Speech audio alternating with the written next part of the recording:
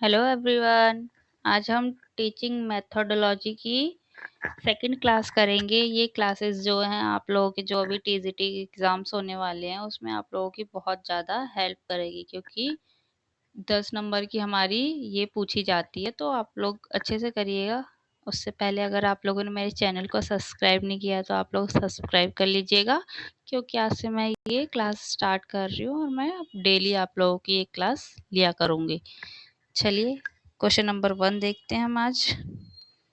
Question number 1, सीखी हुई सामग्री को नई स्थितियों में लागू करने की क्षमता ब्लूम के वर्गीकरण में संज्ञानात्मक डोमेन के किस उप डोमेन के अंतर्गत आती है? सीखी गई किसी चीज को जब हम स्थितियों में लागू करते हैं तो उसे क्या कहते हैं?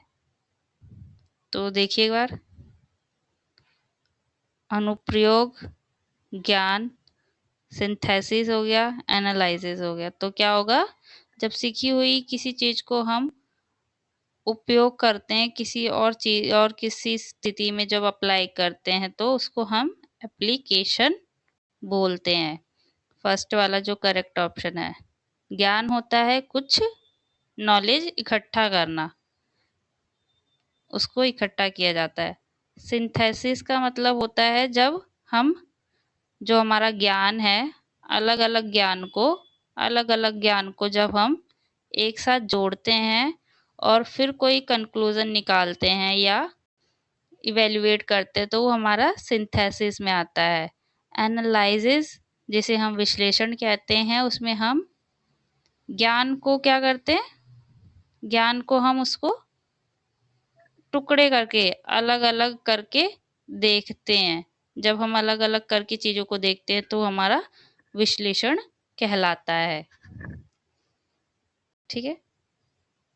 क्वेश्चन नंबर 2 है, विकलांग बच्चों और शिक्षा से वंचित अन्य बच्चों को पड़ोस के स्कूल में प्रवेश मिलना चाहिए। ये कथन किस शिक्षा की अवधारणा से संबंधित है? पृथकीकरण, समावेशन, इंटीग्रेशन और स्पेशल स्कूल। तो देखिए आप लोग, इसमें जो इसका करेक्ट ऑप्शन होगा वो होगा सेकंड, इंक्लूजन। समावेशन में हम क्या करते हैं, विकलांग बच्चों को सामान्य बच्चों के साथ ही पढ़ाया जाता है। जो सेग्रीगेशन, पृथकीकरण है, उसमें हम अलग अलग कर देते हैं बच्चों को। जो डिसेबल्ड बच्चे होते हैं उनको अलग और जो सामान्य बच्चे होते हैं उनको अलग कर दिया जाता है। जो एकीकरण होती है विधि, उसमें जो सामान्य बच्चा और एक डिसेबल्ड चाइल्ड जो है, उन दोनों को साथ में तो पढ़ाया जाता है, लेकिन उसमें उनको अलग तरीके से कोई भी फैसिलिटी नहीं दी जाती है। जो डिसेबल्ड चाइल्ड है उसको कोई भी फैसिलिटी नहीं मिलती है।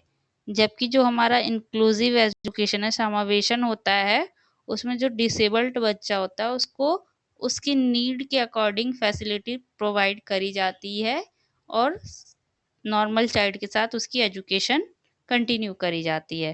थर्ड है विशेष, जो स्कूल है वो तो अलग से पढ़ाने को बोलते हैं कि जो स्पेशल चाइल्ड होते हैं उनको अलग से ही पढ़ाना चाहिए। क्वेश्चन नंबर 3 है, क्वेश्चन नंबर 3 आप लोग देखिए। हिंदी में क्वेश्चन ये अधूरा लग रहा है मुझे। को समावेशी होना चाहिए और इसमें दृष्टिकोण, अनुभव और क्षमताओं की एक विस्तृत श्रृंखला का प्रतिनिधित्व होना चाहिए। Must be inclusive and represent a wide range of perspectives, experience and abilities. तो इसमें बताना है क्या होता है, क्या चीज़ को होना चाहिए। तो साहित्य संसाधन नहीं, कम संसाधन नहीं, प्रकाशमय संसाधन नहीं, अधिगम सामग्री। आंसर करेक्ट है हमारा अधिगम सामग्री। जो अधिगम सामग्री होती है उसको समावेशी होना चाहिए। एक एक कम सीखने वाले बच्चे को और एक जो सामान्य बुद्धि का है और एक जो असामान्य बुद्धि का है, सबके लिए वो समावेशी होनी चाहिए। सबको अच्छी तरीके से वो समावेशित करे, सबके एज के अनुसार हो, उसका मल्टीपल यूज़ हो, इस तरीके से जो अधिगम सामग्री है उसको होना चाहिए। क्वेश्चन नंबर 4 है, क्वेश्चन नंबर 4, किस प्रकार का साक्षात्कार उत्तरदाता के दृष्टिकोण, आकांक्षाओं, विश्वासों और विशेषताओं को समझने पर केंद्रित होता है और एक निश्चित प्रश्न सेट के बिना एक लचीले गैर संरचित तरीके से आयोजित किया जाता है। तो इसमें क्या बोल रहा है? गैर संरचित। गैर संरचित इंटरव्यू जो होता है वो बोला गया अनस्ट्रक्चर मैनर। तो ये डायग्नोस्टिक नहीं होगा, रेमेडियल भी नहीं होगा, अनस्ट्रक्चर इंटरव्यू। तो करेक्ट ऑप्शन हमारा 3rd ही होगा, स्ट्रक्चर इंटरव्यू नहीं होगा। जो इंटरव्यू होते हैं वो हमारे 3 टाइप्स के होते हैं।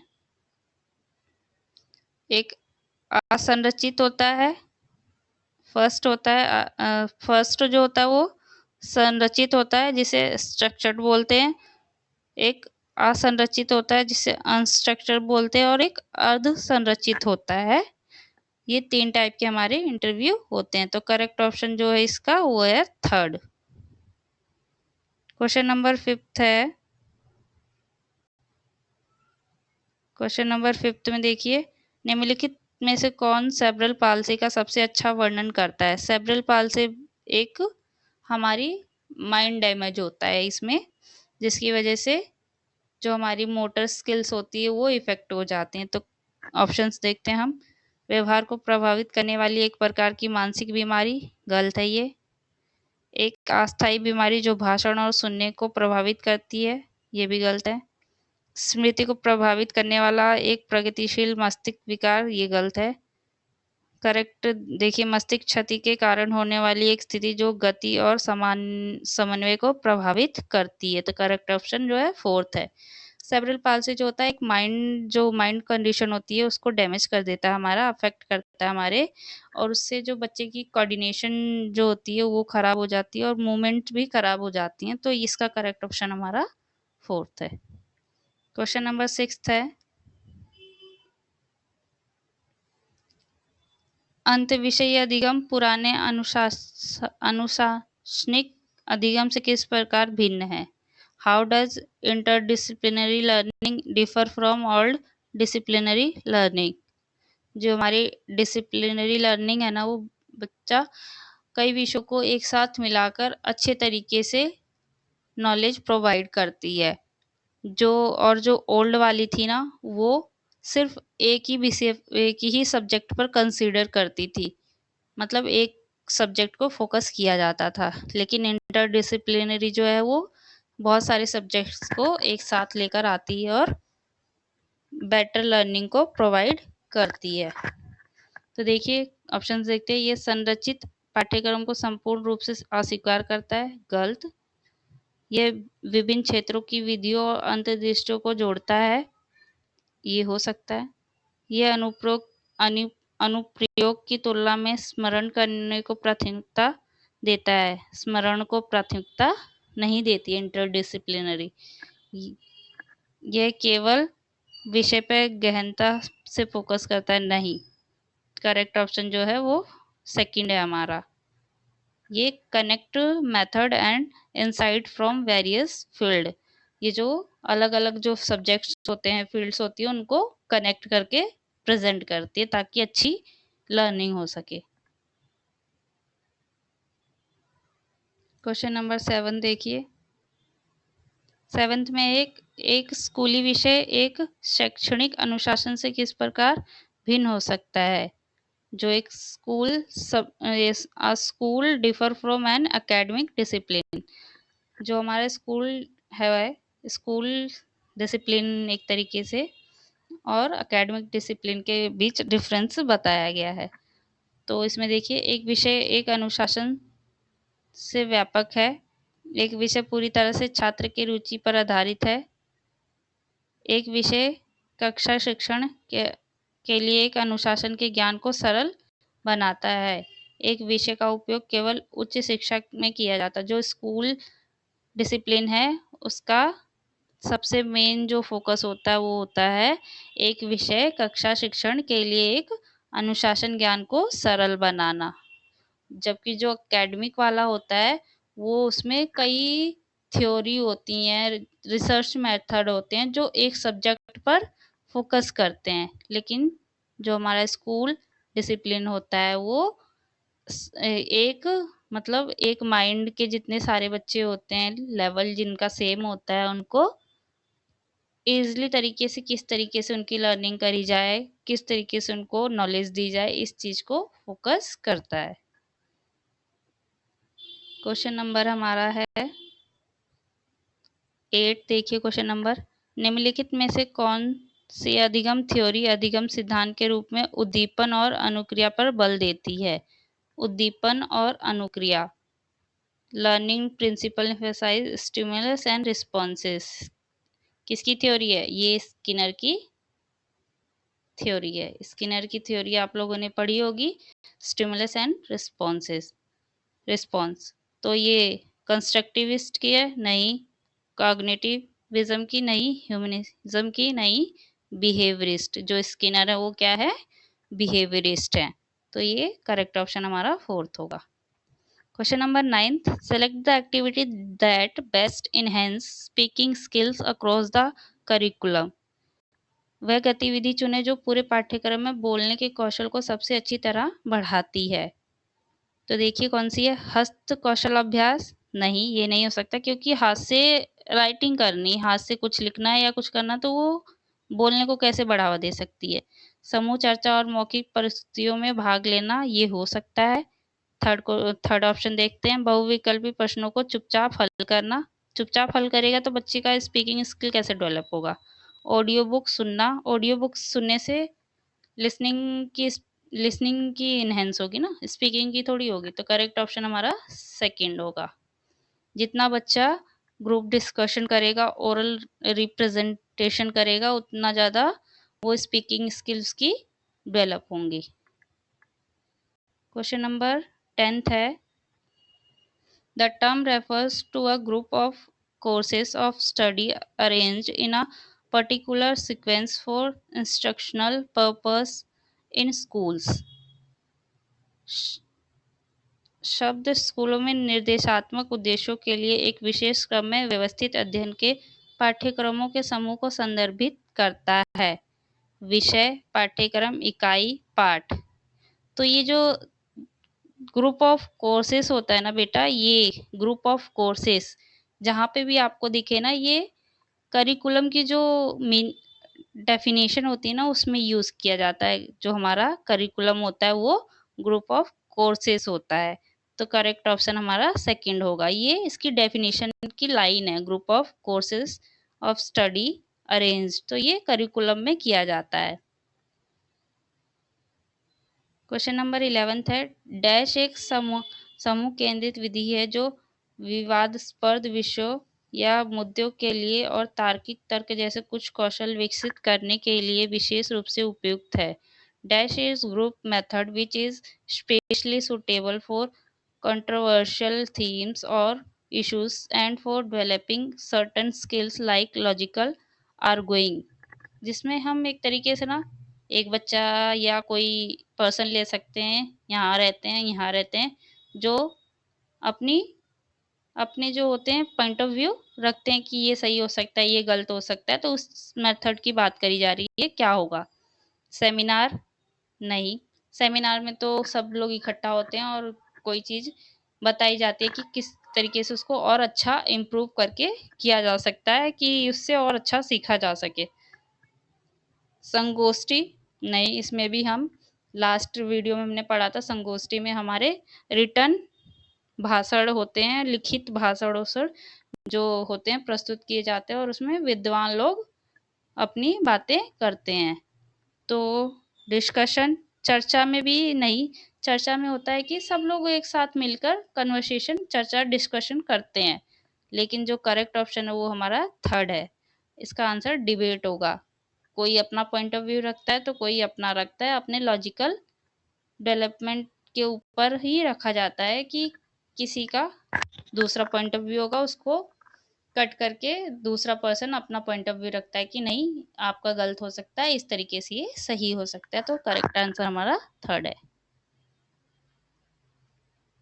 क्वेश्चन नंबर 12 है, डैश बुनियादी स्तर पर महिला और पुरुष के बीच जैविक अंतर है। Dash is the biological difference between female and male at a basic level. Male और फीमेल के बीच बायोलॉजिकल, जो बायोलॉजिकल होता है, महिला बोलते हैं नहीं, पुरुष बोलते हैं नहीं, जेंडर नहीं, सेक्स। जो बायोलॉजिकल होता है वो सेक्स होता है, और जो सोशली होता है बेटा वो जेंडर होता है। जेंडर होता है। तो ये दो कॉन्सेप्ट याद रखिएगा। जो अगर हमें बायोलॉजिकल बोला जा रहा है तो मतलब सेक्स की बात करी जा रही है, और सोशली बोला जा रहा है तो मतलब जेंडर की बात करी जा रही है। कंफ्यूज होना नहीं है इसमें। देन इसके बाद क्वेश्चन है 13, शिक्षा में अनुशासन को परिभाषित करने वाला सबसे अच्छा कथन चुनें। Select the best statement that define a discipline in education. Discipline in education जो बेस्ट स्टेटमेंट है डिसिप्लिन की, वो हमें चूज करनी है। तो एक बार ऑप्शंस देखते हैं हम। पाठ्य पुस्तक अध्यायों की एक सूची, केवल प्रवेश परीक्षा, ये तो नहीं हो सकता। केवल परिवेश परीक्षाओं के लिए पढ़ाया जाने वाला विषय नहीं। एक ग्रेड के लिए एक पाठ्यक्रम, गलत। ज्ञान का एक संगठित निकाय, ये करेक्ट है। जो हमारा अनुशासन होता है वो ज्ञान का एक संगठित निकाय होता है। उसके बाद क्वेश्चन नंबर है 14, अधिगम का कौन सा डोमेन भौतिक या मोटर कौशल पर केंद्रित है और इसमें न्यूरो मस्कुलर समन्वय का विकास होता है। तो देखिए एक बार ऑप्शंस देखते हैं हम। देखिए, which domain of learning is focus on physical और motor skill and involves the development of neuromuscular coordination. कितने डोमेन है लर्निंग के? तीन ही डोमेन है हमारे, साइकोमोटर डोमेन, अफेक्टिंग डोमेन और कॉग्निटिव डोमेन। तो जो हमारे न्यूरोमस्कुलर से रिलेटेड होता है वो हमारा साइकोमोटर होता है, जिसको हम कॉग्निटिव डोमेन भी कह देते हैं। तो करेक्ट ऑप्शन हमारा फर्स्ट होगा। इसमें बिहेवियर का नहीं होगा।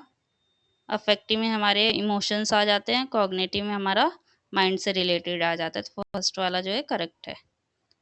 लास्ट क्वेश्चन है आज का 15 क्वेश्चन। जीन पियाजे के अनुसार संज्ञानात्मक विकास का कौन सा चरण 7 से 11 वर्ष के बीच होता है? पियाजे की थ्योरी एज सब में सारे पेपर्स में पूछी जाती है, तो आप लोगों में भी आती है, और मुझे पता है कि आप लोगों को इस क्वेश्चन का आंसर तो डेफिनेटली पता ही होगा। सबसे पहले आती है हमारी सेंसरी मोटर 0 से 2 ईयर्स तक। देन प्री ऑपरेशनल आता है 2 से 7 ईयर तक। देन 7 टू 11 जो होती है वो हमारी कॉन्क्रीट होती है, और 11 प्लस में जो होती है वो फॉर्मल स्टेज आ जाती है। तो करेक्ट ऑप्शन हमारा फोर्थ हो गया। कॉन्क्रीट ऑपरेशनल स्टेज जो है वो 7 टू 8 ईयर्स में होती है। ये आज आपकी मेथोडोलॉजी की क्लास थी। क्लास आप लोगों को अच्छी लगी हो तो कमेंट करके बता दीजिएगा। अगर आप लोगों को कोई भी इशू हो, कोई भी डाउट हो, तो आप लोग मुझे कमेंट करके पूछ सकते हैं। चैनल को सब्सक्राइब करना मत भूलिएगा, क्लास को लाइक कर दीजिएगा, और अपने प्रैक्टिस करते रहिए। मैं आप लोगों के लिए अब ऐसे ही डेली क्वेश्चंस लेकर आया करूँगी। Thank you.